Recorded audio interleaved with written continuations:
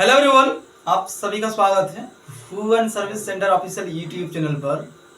इस video lecture के माध्यम से झारखंड के 24 जिले में चौकीदार भर्ती से संबंधित जानकारी को प्रोवाइड किया जाएगा। जितने भी एस्पिरेंट जुड़े हुए हैं, सभी एस्पिरेंट, झारखंड में चौकीदार भर्ती की प्रक्रियाएं चल रही हैं।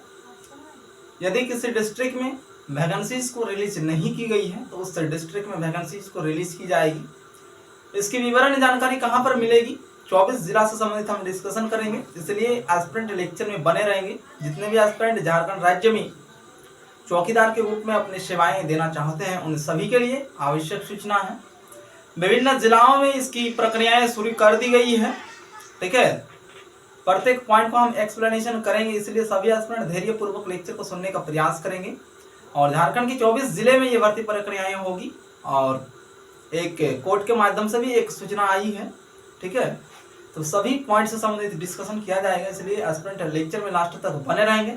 अगर कोई कैंडिडेट्स न्यू विजिट किया है इस चैनल पर तो ऐसे कैंडिडेट्स चैनल को सब्सक्राइब करके रखेंगे ताकि आप सभी नेक्स्ट वीडियो लेक्चर का नोटिफिकेशन को प्राप्त कर सकें।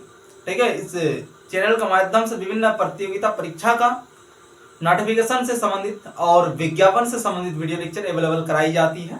ठीक है, अब आते हैं हम चौकीदार भर्ती से संबंधित जानकारी को लेकर। झारखंड के 24 जिला में भर्ती प्रक्रियाएं शुरू हो गई है। सबसे पहले हम बात करेंगे अभी वर्तमान समय पर साहेबगंज डिस्ट्रिक्ट का। यहाँ आवेदन आमंत्रित किए गए थे और जितने भी एस्पिरेंट द्वारा आवेदन किया गया था चौकीदार भर्ती से संबंधित, उन सभी के लिए एक लिस्ट भी जारी की गई है डिस्ट्रिक्ट के माध्यम से। और उस लिस्ट में ये भी मेंशन की गई है कि कौन से कैंडिडेट्स को किस कारण से रिजेक्ट की गई है, उसकी कारण भी बताई गई है। और जितने भी एस्पिरेंट का उसमें नाम मेंशन नहीं है उन सभी को एक्सेप्ट की गई है आवेदन, उन सभी का। तो इसी प्रकार से सभी डिस्ट्रिक्ट में लागू होगी रूल्स। एक एग्जाम्पल के रूप में हम यहाँ पर पेश कर रहे हैं साहेबगंज डिस्ट्रिक्ट को। और साहेबगंज डिस्ट्रिक्ट द्वारा अभी वर्तमान समय पर उसकी अंतिम तिथि को भी विस्तारित कर दी गई है। ठीक है, सिर्फ एक डिस्ट्रिक्ट में ही इसकी भर्ती प्रक्रियाएं नहीं है, झारखंड के 24 जिला में इसकी भर्ती प्रक्रियाएं हो रही है। इसलिए जितने भी एस्पिरेंट जिस डिस्ट्रिक्ट से बिलोंग करते हैं अपने डिस्ट्रिक्ट से संबंधित चौकीदार की भर्ती से संबंधित नोटिफिकेशन को प्राप्त करते हुए उसमें अपीयर होंगे। और इसकी आवेदन प्रक्रियाएं ऑफलाइन माध्यम में है, ऑनलाइन माध्यम इसकी आवेदन नहीं होगी। चौकीदार भर्ती में जितने भी एस्पिरेंट आवेदन देंगे उसको ऑफलाइन मोड में ही आवेदन करना है। ठीक है, और स्पीड पोस्ट के माध्यम से ही आवेदन लिया जा रहा है। जिस किसी भी डिस्ट्रिक्ट से बिलोंग करते हैं एस्पिरेंट, आप सभी निश्चित रूप से उसको पता करें कि आपके डिस्ट्रिक्ट में भर्ती प्रक्रियाएं शुरू हुई है अथवा नहीं हुई है। अगर नहीं हुई है तो वहां पर भी होगी, क्योंकि सरकार की ओर से आदेश जारी की गई है।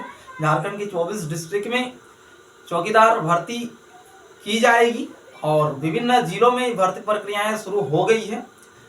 ठीक है, अगर किसी डिस्ट्रिक्ट में इसकी ऑफिशियल नोटिफिकेशन को जारी नहीं की गई है तो उसका वेट करेंगे कैंडिडेट्स, लेकिन 100% सभी जिला में इसकी भर्ती होगी। अब बात करते हैं हम चौकीदार भर्ती से संबंधित नोटिफिकेशन को कैसे प्राप्त करेंगे एस्पिरेंट। तो झारखंड के जितने भी जिले हैं, कुल 24 जिला हैं। 24 जिला का एक आधिकारिक वेबसाइट है, उस वेबसाइट में एस्पिरेंट विजिट करेंगे और उस वेबसाइट में ही आप सभी को इसकी नोटिफिकेशन मिल जाएगी चौकीदार भर्ती से संबंधित।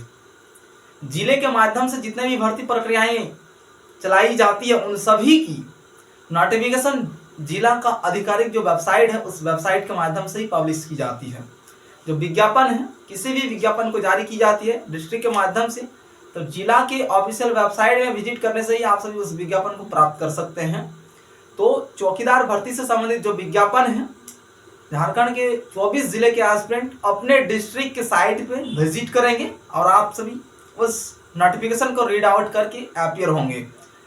अगर कहीं पर स्टार्ट हो गई है, डिस्ट्रिक्ट के आधार पर हम बात करते हैं, तो आप सभी नोटिफिकेशन को रीड आउट करके अपीयर होंगे। अगर नोटिफिकेशन में कुछ चीज़ें समझ में नहीं आएंगी तो कमेंट करेंगे। और किसी डिस्ट्रिक्ट में अगर भर्ती प्रक्रियाएं स्टार्ट नहीं हुई है तो वो भी कमेंट करेंगे, आप सभी को उससे संबंधित भी जानकारी प्रोवाइड किया जाएगा। ठीक है, अधिकतर जिलों में इसकी भर्ती प्रक्रियाएं शुरू हो गई है और किसी किसी डिस्ट्रिक्ट में चौकीदार भर्ती से संबंधित दौड़ भी आयोजित की जा रही है। इसमें रनिंग भी कंप्लीट करना है एस्पिरेंट को, रनिंग में क्वालिफाई होना है और एक छोटा सा एग्जाम लिया जाएगा 50 नंबर का, और उसमें आप सभी से अपने जिले से संबंधित क्वेश्चन पूछा जाएगा और सामान्य ज्ञान का जानकारी होना आवश्यक है, तभी एस्पिरेंट चौकीदार के पदों में सिलेक्शन ले सकते हैं। एज क्राइटेरिया के रूप में कम से कम 18 साल होना चाहिए और अधिकतम उम्र सीमा के रूप में आप सभी नोटिफिकेशन को रीड आउट करेंगे। कैटेगरी के आधार पर उम्र सीमा चेंज हो जाती है। अधिकतम उम्र सीमा, न्यूनतम उम्र सीमा कम से कम 18 साल है तो एस्पिरेंट एलिजिबल है, लेकिन कई ऐसे जगह पर यह भी देखा जा रहा है एस्पिरेंट का 17 साल 6 माह उम्र हुआ है और आवेदन दे दिया गया है तो उसको रिजेक्ट की गई है।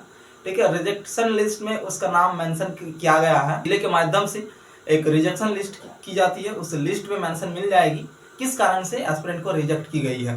तो ऐसा नहीं करना है एस्पिरेंट को, उम्र सीमा को ध्यान में रखना है, 18 ईयर ओल्ड है तभी आवेदन देना है। ठीक है, और आवेदन करने से पहले रीड आउट कर लेंगे आप सभी नोटिफिकेशन को। नोटिफिकेशन में जिस प्रकार से सभी नियम कानून को मेंशन की गई है उसी नियम को फॉलो करते हुए एस्पिरेंट आवेदन करेंगे तभी एक्सेप्ट होंगे। ठीक है, जितना फीस मांगा जा रहा है आपके जिले में उस फीस को पेमेंट करने की आवश्यकता होगी। ठीक है, ड्राफ्ट के माध्यम से आप सभी पेमेंट कर सकते हैं और या फिर डीडी के माध्यम से, जिस प्रकार से आपके वहाँ पेमेंट लिया जाएगा उसी प्रकार से आप सभी पेमेंट करेंगे तभी एक्सेप्ट होंगे, अन्यथा लास्ट में रिजेक्शन लिस्ट में नाम देखने को मिल जाएगी। इसलिए अच्छी तरह से आवेदन करेंगे। अगर समझ में नहीं आएगी आवेदन प्रक्रिया तो एस्पिरेंट एक कमेंट करेंगे और अपना डिस्ट्रिक्ट का नाम मेंशन कर देंगे, आप सभी को सॉल्यूशन भी प्रोवाइड कर दिया जाएगा। तो लेक्चर का मुख्य निचोड़ समझ लें एस्पिरेंट, चौकीदार भर्ती प्रक्रियाएं सभी डिस्ट्रिक्ट में स्टार्ट हो गई है। उम्र सीमा के रूप में कम से कम एस्पिरेंट 18 साल होना चाहिए और एजुकेशन क्वालिफिकेशन के रूप में आप सभी डिस्ट्रिक्ट वाइज देखेंगे। ठीक है, डिस्ट्रिक्ट के आधार पर चेंज भी हो सकता है न्यूनतम क्वालिफिकेशन के रूप में। ठीक है, क्योंकि किसी विशेष जगह पर 8 पास कैंडिडेट्स को भी वैलिड मान लिया जाता है, लेकिन न्यूनतम क्वालिफिकेशन आप सभी नॉर्मली अगर देखेंगे तो मैट्रिकुलेशन पास आउट होना आवश्यक है। ठीक है, और सैलरी का अगर बात करेंगे तो 1800 ग्रेड पे का सैलरी दिया जाएगा। ठीक है, और कितना होगा आप सभी कैलकुलेशन कर लेंगे। 1800 ग्रेड पे फर्स्ट सैलरी जो होती है पे लेवल 1 का सैलरी मिलेगी चौकीदार जो भी एस्पिरेंट बनेंगे उन सभी के लिए। जिस प्रकार से रेलवे ग्रुप डी में पे लेवल 1 के माध्यम से जितना सैलरी प्रोवाइड किया जाता है उसी प्रकार से पे लेवल 1 के माध्यम से चौकीदार के पदों में जितने भी एस्पिरेंट चयनित होंगे उन सभी को पे लेवल 1 के अनुसार सैलरी प्रोवाइड किया जाएगा। तो लेक्चर के माध्यम से आप सभी समझ गए कि आप सभी के लिए भर्ती प्रक्रियाएं शुरू कर दी गई है। आप सभी अपने डिस्ट्रिक्ट के ऑफिशियल वेबसाइट में घुसें और नोटिफिकेशन को प्राप्त करके रीड आउट करें और उसी के अनुरूप आप सभी आवेदन को करेंगे। आवेदन में कोई भी मिस्टेक नहीं करना है एस्पिरेंट को, आवेदन अच्छी तरह से करना है।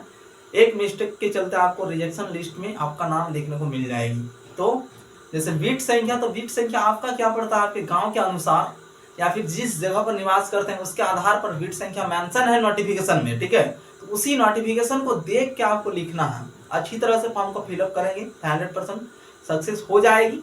और ये फॉर्म तो ऑफलाइन मोड में है इसलिए थोड़ा सा एस्पिरेंट के पास कंफ्यूजन भी ज़्यादा होती है। अगर कंफ्यूजन आएंगे तो आप सभी कमेंट कर देंगे और डिस्ट्रिक्ट का नाम मेंशन कर देंगे। ठीक है, इस लेक्चर में इतना ही। चौकीदार भर्ती संबंधित नोटिफिकेशन जो जारी हुई है उस नोटिफिकेशन को रीड आउट करें और अपीयर हों। ठीक है, धन्यवाद।